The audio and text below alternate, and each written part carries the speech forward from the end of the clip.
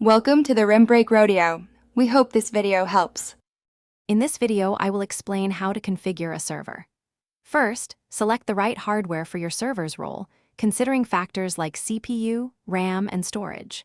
Next, install a stable operating system, such as a Linux distribution like Ubuntu Server or CentOS.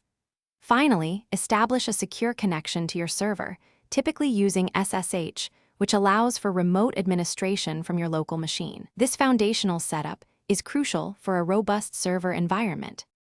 Once the initial setup is complete, focus on network and security. Assign static IP addresses to your server's network interfaces for consistent connectivity. Implement a robust firewall, like UFW or IPtables, to control incoming and outgoing traffic, blocking unauthorized access.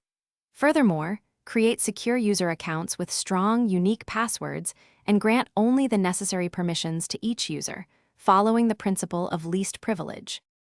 Now, let's install and configure the necessary software.